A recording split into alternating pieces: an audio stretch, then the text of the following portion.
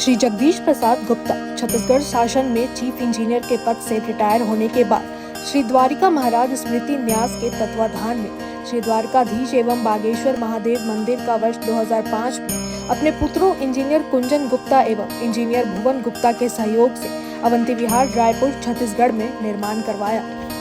श्रीमद् भागवत कथा, राम कथा, गीता तत्व, वेदांत आदि के तात्पर्य को व्यासपीठ से कहने के कारण संतों द्वारा इन्हें आचार्य श्री जगदीश भी कहा जाता है। अपना संपूर्ण जीवन परमात्मा की सेवा में दिया। उन्होंने परमात्मा भगवान श्री द्वारिकाधीश के दिव्य गुणों और कर्मों को लेकर अभी तक 15 ग्रंथ लिखे हैं, जिन ग्रंथों को भारतवर्ष के जगत गुरु और महापुरुष संतों के द्वारा आशीर्वाद प्राप्त हुआ है। अभी कठोपनिषद सरलतम बोध नामक ग्रंथ जो 7 विचारों में लिखा गया है। तृतीय विचार परमात्मत्व पर उनका उद्बोधन आप सुन रहे हैं। हरि ओम। योगाय योगपतये योगेश्वराय गोविंदाय नमो नमः। विश्वाय विश्वपतये विश्वेश्वराय गोविंदाय नमो नमः। सर्वाय सर्वपतये सर्वसंभवाय गोविंदाय नमो नमः। सच्चिदानंद रूपाय विश्वोत्पत्त्यादिर्हेतवे तापत्रय विनाशाय श्री कृष्णाय वयं नमः। जयति तेऽधिकं जन्मना ब्रजः श्रयत इंदिरा शश्वदत्रहि दायित दृश्यतां दिक्षु तावका त्वयि धृता सवं त्वां विषेन्वते। बिजली की कोई उपाधि नहीं है भैया। सारे हर प्रकार के बल्ब, हर प्रकार के ट्यूबलाइट, हर प्रकार के इलेक्ट्रॉनिक मशीनें, उपकरण आदि आदि, ये सब उसकी उपाधियां हैं। तो ज्ञान से, बिजली के ज्ञान से उपाधियों का तिरस्कार करेंगे तब तो उपाधियां जो हमने धारण कर रखी हैं, टाइटल जो हमने धारण कर रखे हैं, जिसके कारण हम अपने को वह मान रहे हैं जो हम हैं ही नहीं। इन उपाधियों कारण से हम अपने, इसलिए आपको आप जब आप वो मान लिया, आपने अपने आप को जो मान लिया, तो वो आप नहीं रह जाते उपाधि के फलस्वरूप जो आप अपने आप को मानते हो। अब वो समझाया जा रहा है। लाल रंग का कांच है बल्ब के ऊपर, जिससे बल्ब का श्वेत फिलामेंट लाल दिखाई पड़ता है। इस स्फटिक मणि के पास लाल लाल फूल रखे होने से कारण जो मणि लाल नहीं है वह लाल मालूम पड़ता है। ये स्फटिक मणि है सफेद, ये लाल, तो वो लालाई इसमें पड़ती है तो लाल मालूम पड़ता है। उसी प्रकार हमारा स्वरूप भी 3.5 हाथ का नहीं है। शरीर के संसर्ग से ऐसा मालूम पड़ता है। तो शरीर को मैं मानने के कारण ऐसा ऐसा भासता है। अनवस्थेषु अवस्थितम तो महानतम विभुमात्मानं मत्वा धीरो सोचती। जब यह समझ में आ गया कि जितने शरीर सब अनित्य हैं, विनाशशील हैं, तो आने जाने वाली जो वस्तुएं हैं वे सब अनित्य हैं, परंतु इन शरीरों से विलक्षण जो है वो मैं हूं। जब ये समझ में आ गया, मैं इन सबका प्रकाश हूं, मैं स्वरूप वाला स्वयं मैं सबका प्रकाश हूं, सर्वथाखंड हूं, स्वयं मैं परमात्मा का अंश जो हूं मैं। तो ऐसा मानने का, ऐसा जानने का फल क्या होगा? हाँ, कुछ है तो उसका नाम धर्म है, ऐसा आप जानते हैं। हाँ, और कूटस्थ नित्य यदि कोई वस्तु है तो उसका नाम आत्मा है। ध्यान दीजिए। तो मैं इन सबका प्रकाश हूँ, सर्वथाखंड हूँ, तो इसका एक फल हो गया क्या? कुछ है तो कुछ फल तो धर्म होगा। परंतु कूटस्थ नित्य यदि कोई वस्तु है तो उसका नाम होगा आत्मा। कूटस्थ नित्य वस्तु का नाम आत्मा होगा। अपरिणामी नित्य आत्मा और परिणामी नित्य धर्म।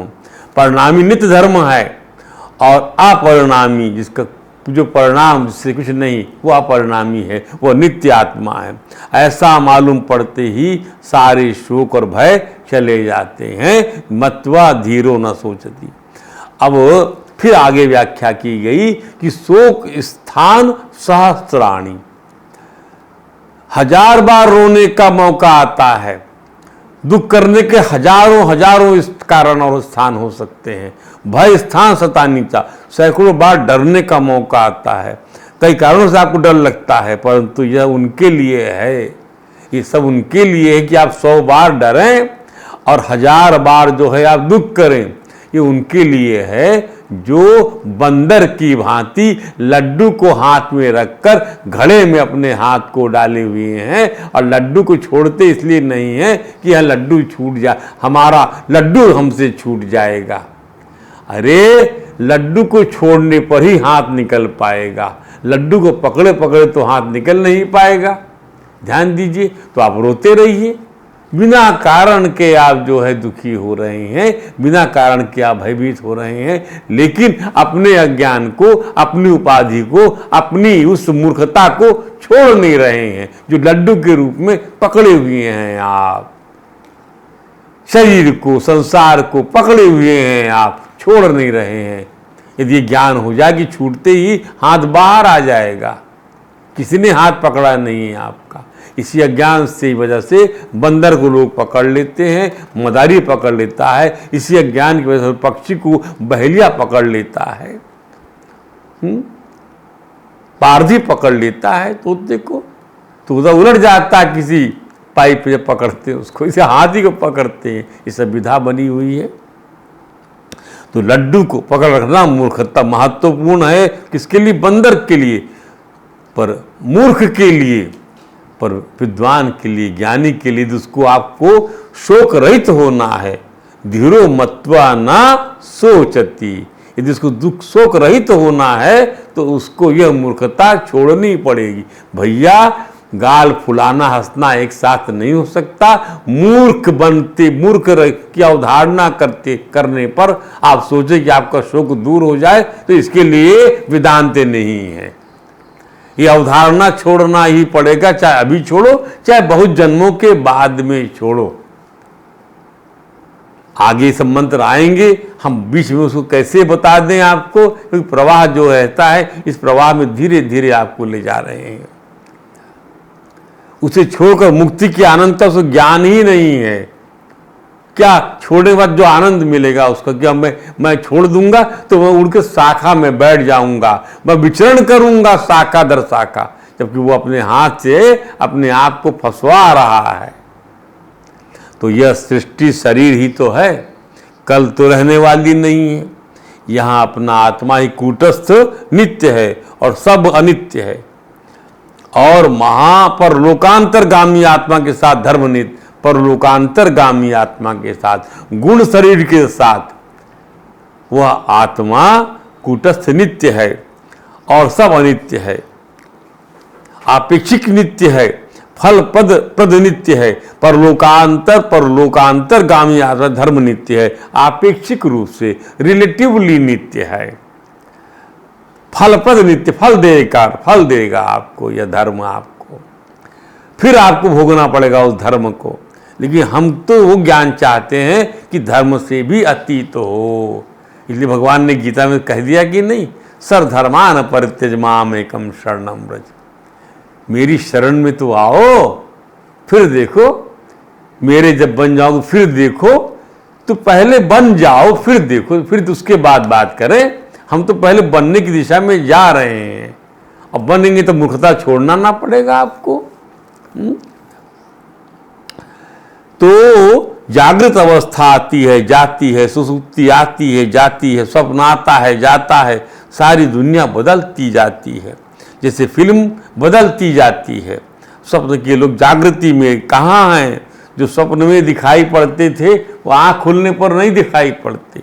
जागृत स्वप्न की चीजें सुसुप्ति में कहाँ है? जो हमने देखा था आज वो आंख बंद करने पर दिखाई पड़ता है? नहीं दिखाई पड़ता। बदल रही है, लेकिन अज्ञान से इन्हीं को पकड़ कर हम बैठे कि सपना आ रहा है, पकड़े बैठे हुए हैं। वो तो आपकी मस्तिष्क में, आपकी बुद्धि में अपने आप भासता रहेगा बिना हुए। भगवान यम ने कहा कि जिज्ञासु साधक स्वयं को अविकारी समझे। जो साधक है उसको अविकारी समझना पड़ेगा। साधक जब क्लास में आ गया ज्ञान की तो उसको अविकारी समझना पड़ेगा। गुरुदेव कहेंगे अपने आप को अविकारी समझना है पुत्र, तुमको निर्विकार ब्रह्म समझना है, अवस्थित नित्य मान लीजिए आप। सब शरीर में अपने को अशरीर मान लो बेटा, कि सब शरीर में तुम अपने आप को अशरीर मान लो। माने पूरी कक्षा के सब शरीरों में तुम स्वयं बैठे हुए हो अशरीर बन के, तभी ना बैठ पाओगे। अपने शरीर को में अशरीरी मानोगे तभी सबके शरीर में बैठ पाओगे, क्योंकि सबका शरीर तो भिन्न है। अतः अशरीरी बनकर समान रूप से व्यवस्थित हो पाओगे। ध्यान दीजिए, इस मर्यादा को रखते हुए ना इस ज्ञान को ले सकोगे। और सबको स्वयं को यदि निर्विकार माने और साथ ही यह भी माने कि कोई इसके बाद नहीं है, ये महत्व को छोड़ना नहीं है। दूसरे शब्दों में ब्रह्मभूत होने का महत्व नहीं छोड़ना है, परंतु इसका अनुभव हमें नहीं हो पाता। ठीक उस बालक के जैसे जिसे घर में मिठाइयाँ भरी पड़ी हैं, परंतु वह किसी जरूरतमंद को एक टुकड़ा मांगने पर भी नहीं दे पाता। मेरे घर में मिठाइयाँ भरी पड़ी हैं, मैं उस एक टुकड़ा उठाकर किसी को देता नहीं हूँ, उसके लिए लड़ाई कर जाता है वो, मैं नहीं दूंगा आपको, मैं नहीं दूंगा, क्योंकि मेरे घर भरा पड़ा, इतना उतना दे देने से घट नहीं जाएगा। अर्थात उसको अपने बड़प्पन का पता ही नहीं कि घर पर बहुत मिठाई है। संपन्न घर के लड़के के बाप ने बताया कि बेटा तो अपने हाथ की मिठाई उस गरीब को दे दो। ऐसा क्यों सोचते हो कि उसे दे दोगे तो तुम क्या खाओगे? अरे तुम्हें मालूम होना चाहिए बच्चे कि तुम्हारा घर मिठाई से भरा पड़ा है। इसी प्रकार साधक स्वयं को ब्रह्मभूत मानेगा तो शोक मुक्त हो जाएगा कि मैं जो हूँ, मेरे अंदर में आत्मा जो भरा हुआ है, जिसके पास इसका जो अभाव जो समझ रहा है, जो भ्रम समझ रहा है, उसको मैं सब लुटा दूं, अपनी उपाधियां उसको वार दूं मैं। भगवान ने समझाया इसी बात को। हमने कल ही बताया था कि ब्रह्मभूतः प्रसन्नात्मा ना सोचती ना कांक्षती। ब्रह्म के साथ जब विचरण करने लग जाओगे, अपने आप को विलक्षण मानने लग जाओगे, निरुपाधिक सत्य में जीने लग जाओगे, औपाधिक और आकृति मूलक भ्रम से अपने आप को दूर कर लोगे, उस समय आप प्रसन्न हो जाओगे। प्रसन्न ब्रह्मभूतः प्रसन्नात्मा। ना सोच, वही नहीं सोच पाएगा, वही आकांक्षा नहीं करेगा, क्योंकि वहां इनका कोई स्थान ही नहीं है विषय कामना का। ध्यान दीजिए, वह तो स्वतः जो है ना रहने वाले संसार से न्यारा है, तो वह सांसारिक वस्तु में क्यों विचरण करना चाहेगा? क्यों चाहेगा उसको?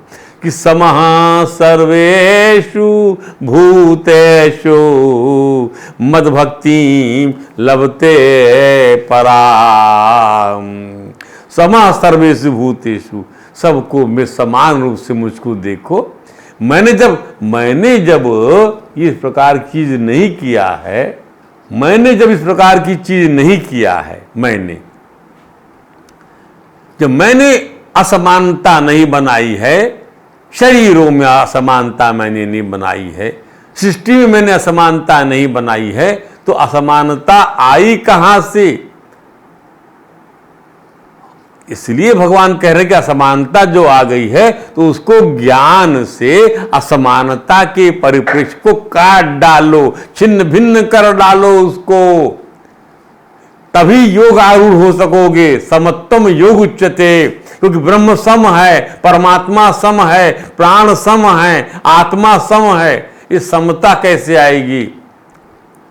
भेदभाव रखोगे, दूसरी सत्ता मानोगे, तो कहां से आप समझ पाओगे मुझको, कहां से तुम्हारे मेरे में एक रूपता हो पाएगी? क्योंकि मेरे सिवाय तो और कुछ है ही नहीं। वैसे ही तुम क्यों नहीं समझते कि तुम्हारे सिवाय कुछ नहीं है? राधे राधे बोलना पड़ेगा।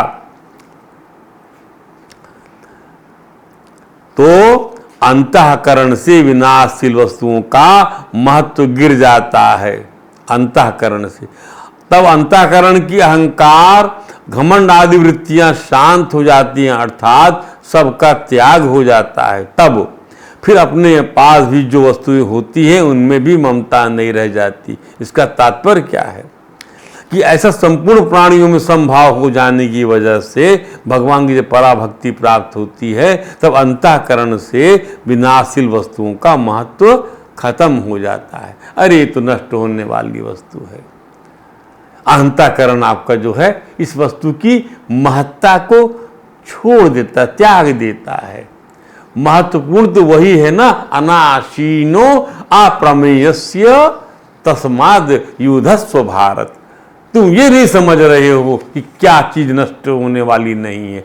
जो नष्ट होने वाली वस्तु है उसके लिए सारी बातों का बखेड़ा और प्रपंच यहाँ पे तुम हमारे सामने बताकर अपने आप को पंडित प्रतिपादित करना चाह रहे हो, जबकि ये पंडितों की भाषा नहीं है। पंडित तो वही है जो सम रहता है। आज भी सम है, कल भी सम है। आज का दुख, कल का दुख, जब दोनों में समान हो गया तो क्या बात है। समता का ही ज्ञान रखने पर वो पंडित होगा। तभी वह अंतःकरण में नित्य स्वाभाविक शांति आ जाने पर, सुख और भोग बुद्धि मिट जाने पर वह ब्रह्म प्राप्ति का प्राप्त हो जाएगा। साथ ही सब असत वस्तुओं का महत्व मिट जाता है, तब साधक के चित्त में स्वाभाविक ही प्रसन्नता होती है। असत वस्तुओं का क्या मिट जाता है? असत वस्तुओं का महत्व, the significance, the importance of the immortal things vanish. जब खत्म हो जाता है, वैनिश से टोटली, तब आपको खुशी मिलती है। अरे वो तो नष्ट ही होना था। इसलिए बहुत देर तक आदमी दुख में नहीं रह सकता। घंटों हंस सकता है पर घंटों रो नहीं सकता। राधे राधे बोलना पड़ेगा। और अप्रसन्नता का कारण मिट जाने से फिर कभी अप्रसन्नता होती। अप्रसन्नता का कारण यदि मिट गया, असत्य वस्तुओं के प्रति, न रहने वाली वस्तु के प्रति महत्व बुद्धि खत्म हो गई, इस कारण को मिटा दिया, ये तो विनाशशील है, तब फिर कभी आप जो है अप्रसन्न नहीं रहेंगे। चेहरे पे स्वाभाविक मुस्कुराहट आएगी, भगवान कृष्ण वाली मुस्कुराहट आएगी। ध्यान दीजिए, ये ज्ञान की मुस्कुराहट है जो ठाकुर जी के चेहरे पे जो मुखरित होते रहती है। साधक प्रसन्न चित्त हो जाता है, क्योंकि अब कारण ही नहीं रह गया प्रसन्नता का। इसकी पहचान यही है कि वह सांसारिक कितनी बड़ी भी हानि हो जाए शोक नहीं करता। कितनी बड़ी भी हानि हो जाएगा, ठीक है, जितना ज्ञान होगा, ज्ञान अधिक होगा तो जल्दी से प्रकृतिस्थ हो जाएगा, ज्ञान कम होगा तो बहुत देर तक दुखी होता रहेगा। तात्पर्य यह है कि उत्पन्न और नष्ट होने वाली तथा आने जाने वाली परिवर्तनशील परिस्थिति, वस्तु, व्यक्ति, पदार्थ आदि के बनने बिगड़ने पर उस पर कोई असर नहीं पड़ता। तो परमात्मा मेटल उससे स्थित है, उन पर अपने आने जाने वाली परिस्थिति का असर ही कैसे हो सकता है। मैं तो बारिश भी हो रही है तो परमात्मा, क्योंकि हर चीज तो परमात्मा के कारण से ही ना है। तो समा सर्वेषु भूतेषु, जब तक साधक में जरा भी हर्ष, शोक, राग, द्वेष आदि द्वंद्व रहते हैं, तब तक वह सर्वत्र व्याप्त परमात्मा से अभिन्नता का अनुभव नहीं कर सकता। ध्यान दीजिए, गीता में भगवान कहते हैं राजा अर्जुन से, क्या? राग द्वेष वियुक्तैस्तु विषयानिन्द्रियैश्चरन् आत्मवैशैर विधेयात्मा प्रसादम अधिगच्छते प्रसादे सर्वदुःखानां हानिरस्योपजायते प्रसन्न चेतसो ह्यासु बुद्धि पर्यवतिष्ठते प्रसन्न ह्यासु बुद्धि पर्यवतिष्ठते। इसका अर्थ क्या है? राग द्वेष वियुक्त तु, आप राग द्वेष से मुक्त होकर, और अब आपकी इंद्रियां विषयों में विचरण नहीं करेंगी, आप राग द्वेष से मुक्त हो गए। क्या यहां पे क्या कहा कि राग द्वेष द्वंद्व जब तक रहते हैं तब तक आप परमात्मा से अभिन्नता नहीं ले सकते। अब राग द्वेष आपके अंदर नहीं रह गया, आपकी इंद्रियां विषयों में विचरण नहीं कर रही हैं, आप विषयों के बारे में नहीं सोच रहे हैं। ऐसी स्थिति में क्या होगा? आत्मवश्य विधेय आत्मा, अपने मन का आपने नियंत्रण कर रखा है, आपको प्रसन्नता प्राप्त हो जाएगी। और प्रसन्नता प्राप्त हो जाने की वजह से, ये आनंद मिल जाने की वजह से आप जो है सारे दुखों का शरण हो जाएगा, कोई दुख बाकी नहीं रहेगा। ध्यान दीजिए। और प्रसन्न जब चित्त आपका हो जाएगा, उसी के अंदर प्रसन्न चेतसो यासु बुद्धि पर्यवतिष्ठते, प्रसन्न चित्त होने पर ही आपके अंदर में परमात्मा रूपी बुद्धि का वास हो सकेगा। अब एक बात और समझ लेना चाहिए, जब परमात्मा या आत्मा अपरिणामगामी है कि परिणाम उससे मिलता ही नहीं है, इसलिए शोक जैसे धर्म की उत्पत्ति का प्रश्न ही नहीं उठता।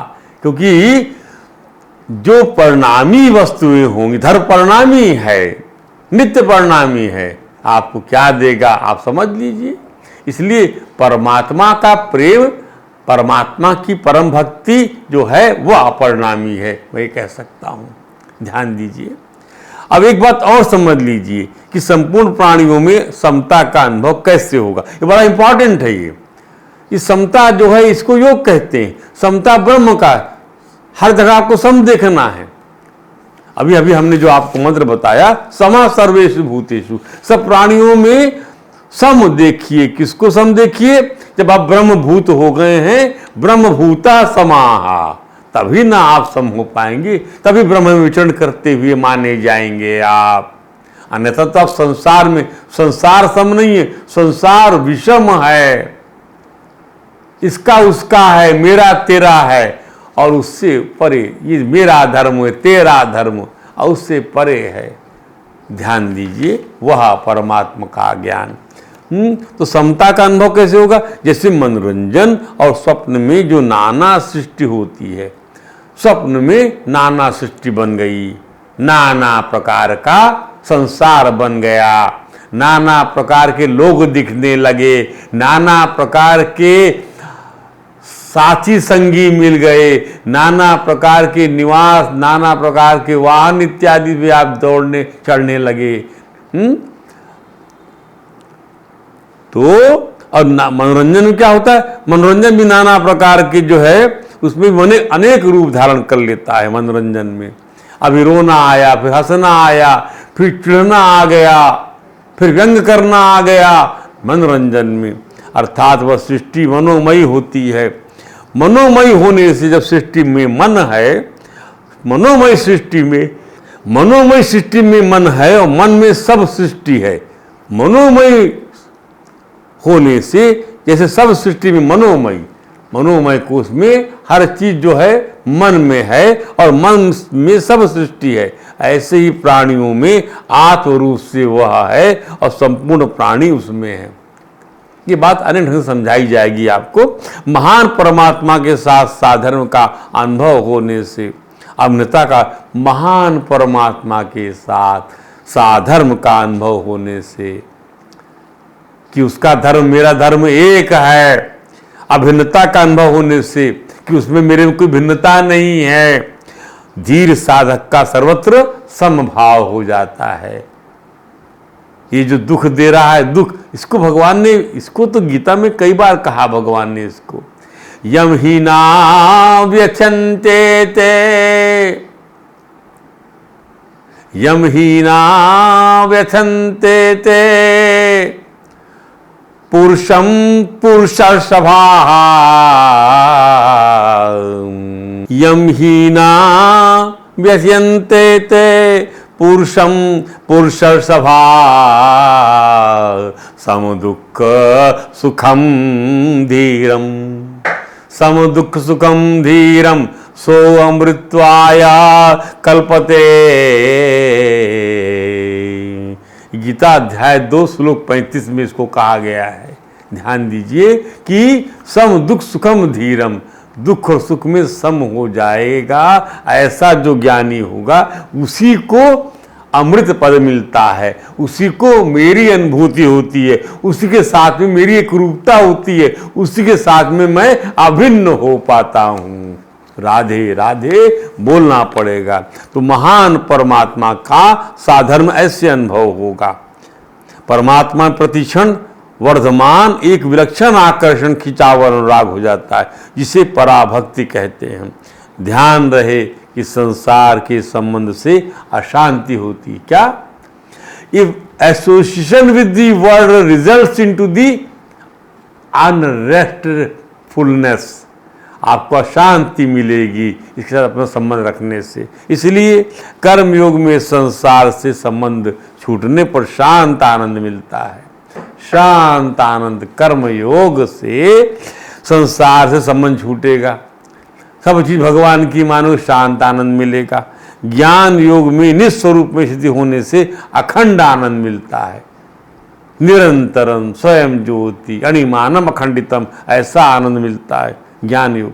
और भक्ति योग में भगवान से अभिन्नता होने पर परमानंद अर्थात आनंद, अनंत आनंद प्रतिक्षण मिलता है, अनंत आनंद। तो क्या क्या बना? एक बना शांत आनंद कर्म योग से, एक बना अखंड आनंद ज्ञान योग से, और एक बना अनंत आनंद भक्ति योग से। ध्यान दीजिए, समझिए इस चीज को।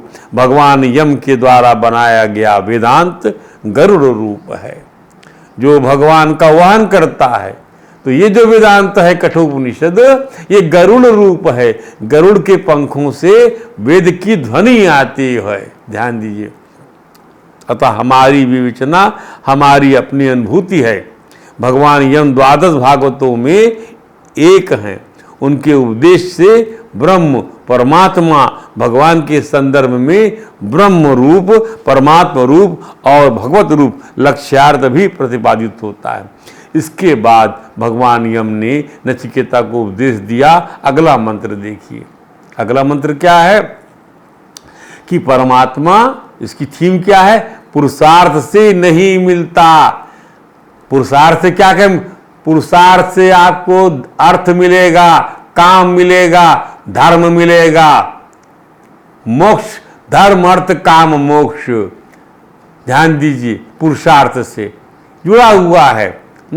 धर्म अर्थ पर परमात्मा जो है वह पुरुषार्थ से नहीं मिलता। क्या कहा उसके लिए कि नायम आत्मा प्रवचनेन लभ्यो, यह आत्मा प्रवचन से नहीं मिलने वाला है। नायम आत्मा प्रवचनेन लभ्यो ना मेधया ना बहुना श्रुतेन। ना मेधया माने कितनी भी बड़ी मेधा से आपकी होगी, बड़ा इंटेलिजेंस है आपके पास में, उससे भी मिलने वाला नहीं है, उससे भी इन्फ्लुएंस नहीं होता ये। और बहुना श्रुते, बहुत आपने सुन लिया वेद वेदांत को, उससे भी नहीं मिलता। बहुत शास्त्र को सुन लिया आपने, बहुत संतों को सुन लिया आपने, उससे भी नहीं मिलता। ध्यान दीजिए, ये वेद का डिंडिम घोष है। नायम आत्मा प्रवचनेन लभ्यो ना मेधया ना बहुना श्रुतेन। यमेवैष वृणीते तेन लभ्या, यमेवैष वृणुते तेन लभ्या, यम तस्यैष आत्मा विवृणुते तनुं स्वाम। यमेवैष वृणीते, यम एव एष वृणुते, यम एव एष, जिसको यह वरण कर लेता है, जिसको अपना लेता है, जिसे गले में ये वरमाला डाल देता है। हम देखे होंगे यज्ञ में हम ब्राह्मणों का वरण करते, विवाह में वधू का वरण होता है, वर का वरण होता है, वरीक्षा होती है, चुन लेते हैं, मंत्रोच्चार से संकल्प होता है। तो हमने इसको अपना दामाद चुन लिया, हमने इसको अपनी लड़की के लिए इसका वरण कर लिया, वरीक्षा उसको बोलते हैं। ध्यान दीजिए, तो वरीक्षा हो गई। तो कैसे मिल गया वो वर, कैसे मिल गया? जब लड़की के योग्य पाया उसके माता पिता ने, हर दृष्टि से उनके हृदय में, भाई भी योग्य पाया, पूरे परिवार ने योग्य पाया उसको, लड़की के हिसाब से, लड़की से भी उस बातचीत की गई, सब लोगों ने मिलके कि भाई ये वास्तव में हमारी बच्ची के योग्य है और बच्ची इसको अपना हृदय दे सकती है, और दिया भी है, उसने इच्छा भी मानी है हमारी, समवेत रूप से वह बात कर रहा हूं, अवरण हो जाता है। ये इस चीज को समझिए, यमे वेश विनीति तेज लभ्या, उससे वह प्राप्त होता है, उससे वर मिलता है। हमने भाई ठीक है चुन लिया, अब ये हम आपको जो है कुछ सगुन दे रहे हैं। तस एष आत्मा, तब यह आत्मा विवृणते तनु स्वाम, तब यह आत्मा अपने स्वरूप को प्रकट कर देता है। तब इसके मन में कि या ये मेरी बन गई, ये मेरा बन गया, अब इसके साथ में एक रूपता हो गई है, ये जान गया। अब इसको संसार से, सांसारिक वस्तुओं से, नश्वर वस्तु, नश्वर प्रकृति से, दृश्य से, दर्शन से, दृष्टा से, इन त्रिपुटियों से इसका कोई लगाव नहीं है। ये दृढ़ मात्र प्रत्यक्ष चैतन्य अभिन्न स्वरूप मान रहा है मुझको, कि जो मैं हूं वही ये है। ध्यान दीजिए, तस एष आत्मा विवृणते तनु स्वाम, इसको इस प्रकार से कहा गया। यह परब्रह्म परमात्मा न तो प्रवचन से, न बुद्धि से, न बहुत सुनने से ही प्राप्त होता है। जिसको यह स्वीकार कर लेता है उसके द्वारा ही प्राप्त किया जा सकता है, क्योंकि यह परमात्मा उसके लिए अपने यथार्थ स्वरूप को प्रकट कर देता है। यमे वेश विणते तेन लभ्या, ये मंत्र जगत गुरु कृपालु जी के महान मंदिर, प्रेम मंदिर वृंदावन में अंकित है। यमे वैश्य विणते तेन लभ्या। ध्यान से आप कभी जाइएगा तो देखिएगा, ये लिखा हुआ है मंत्र। परमात्मा जिसको स्वीकार कर लेता है, उस महापुरुष के द्वारा, उस परम भागवत के द्वारा, उस ब्रह्म के द्वारा ही प्राप्त किया जा सकता है। क्यों?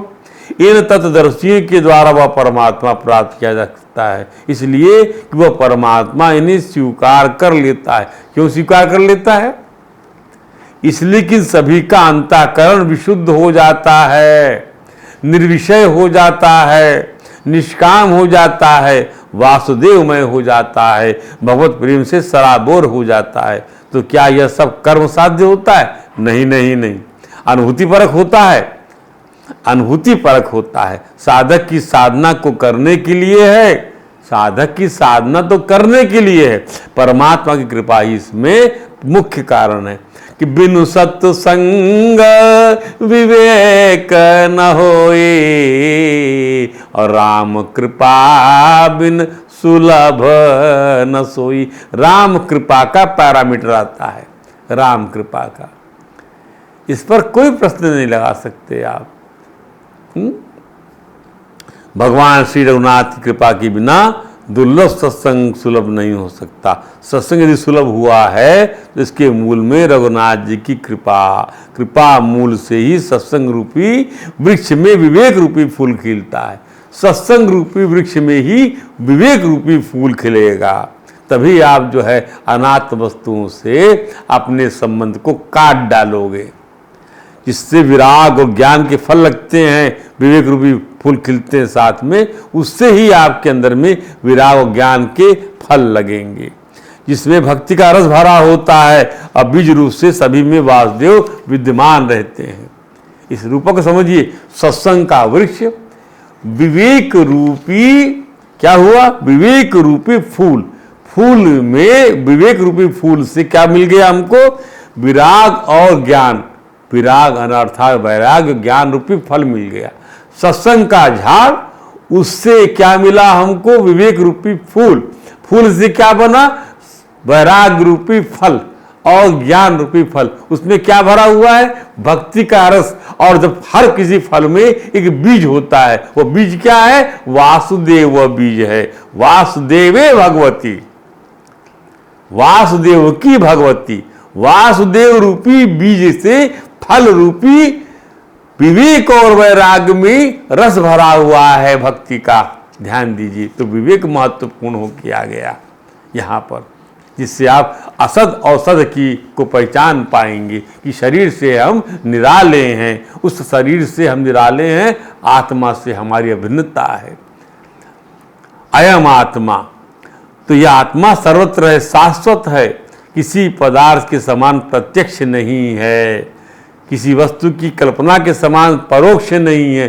कि परोक्ष है नहीं, वह अपरोक्ष है, अनुभूति के रूप में स्फुरित है, उपलब्ध है, इसलिए अपरोक्ष है, अनुभूति के रूप में आती। इसको भी समझ लीजिए कि दिखाई नहीं पड़ता। तो क्या प्रेम दिखाई पड़ता है, क्या दर्द दिखाई पड़ता है, क्या अनुभूति दिखाई पड़ती? इसी दृष्टिकोण से वह आत्मा अपरोक्ष है, इनडायरेक्ट है और सर्वत्र है, किसी पदार्थ के समान प्रत्यक्ष नहीं है, ये वस्तु के समान डायरेक्ट नहीं है, वो अनुभूति के समान वह इनडायरेक्ट अनुभूति में है। ये दर्द, ये प्रेम, ये विराग, ये वियोग, संयोग, ये सब अनुभूति में उसके आता है। भाव परक है, होनापन भासता है। किसी प्रदर्शन से इस आत्मा का कोई लेना देना नहीं, इस अपरोक्ष आत्मा का। इसी को व्याकरण की विद्वान इस प्रकार समझाते हैं कि किताब पढ़ने की जरूरत नहीं है। आँख किताब पढ़ने के लिए रोशनी की जरूरत नहीं है। No need of light for reading the book. ये कौन समझाता है? तत्व दर्शन की विद्वान। परंतु रोशनी देखने के लिए, किताब पढ़ने के लिए रोशनी की जरूरत है, पर रोशनी को देखने के लिए रोशनी की जरूरत नहीं है, ऐसा समझाते हैं। किताब पढ़ने के लिए you need the light, but you don't need the light for seeing the light. Light को देखने के लिए लाइट की जरूरत नहीं है, अपितु किताब को देखने के लिए, पढ़ने के लिए लाइट की जरूरत है। पुनश्च आंख को जानने के लिए मन की जरूरत है, मन को जानने के लिए बुद्धि की जरूरत है। अब बुद्धि सीधे साक्षी आत्मा के द्वारा जानी जाती है। बुद्धि इंद्रिय नहीं है, मन तक इंद्रिय मानी जाती है। बुद्धि जो है, बुद्धि सीधे साक्षी आत्मा के द्वारा जानी जाती है। ये रूपक भी सामने आएगा। परंतु साक्षी आत्मा को जानने के लिए किसी चीज की जरूरत नहीं है। साक्षी स्वयं है, स्वयं प्रकाश है, वह दृश्य नहीं है, दृष्टा है। अरे पुस्तक प्रत्यक्ष है, स्वर्ग परोक्ष है, और अपने चित्त में जो मन है, बुद्धि है, राग है, द्वेष है, जागृदादि अवस्था है, वह अपरोक्ष है, और हम साक्षात अपरोक्ष हैं। ध्यान दें, हम हैं, यह बात यंत्र से नहीं मालूम पड़ती, मंत्र से ही नहीं मालूम पड़ती, बुद्धि से नहीं मालूम पड़ती, ये साक्षात अपरोक्ष है। ध्यान दीजिए। तो इसको सिद्धांत बताया गया है वेद के अंदर में, इसको जानने के लिए कि एक दृष्टांत है क्या, कि जिसे दसमस्तमसी, कि 10वें तुम हो। 10 आदमी नदी को पार करके अपने को गिनने लगे, सब 9 तक गिने, एक अपने को न गिने, तो सब उसको जब किसी विश्वसनीय पुरुष ने कहा कि 10वां नदी में डूबा नहीं है, तब विश्वास हुआ कि हाँ 10वां है। जब गिनकर बता दिया कि 10वां तू ही है, तब अपने को जान लिया। अगर वह दूरबीन से अपने को 10वें पुरुष के रूप में ढूंढता तो क्या 10वां पुरुष मिलता? वह खुर्दबीन लगाकर ढूंढने से क्या मिलता कि नदी में कहाँ रह गया है, तो नदी में जाल लगाकर छानने से क्या मिलता है। तो यह जो तत्वम अस्यादि महावाक्य हैं, इसका अभिप्राय यही है कि हम अपने है को मानते हैं, पर हमारा है कितना बड़ा है, ज्ञान स्वरूप है, यह हम नहीं जानते। यह भूल को मिटाने के लिए ही तत्वम अस्यादि महावाक्य की जरूरत होती है। तो यमे वेश विणते तेन लभ्य, इसकी विवेचना हम कल आपको फिर बताएंगे। आज के लिए इतना ही। बोलिए हरे राम राम राम हरे हरे, हरे कृष्ण कृष्ण कृष्ण हरे हरे।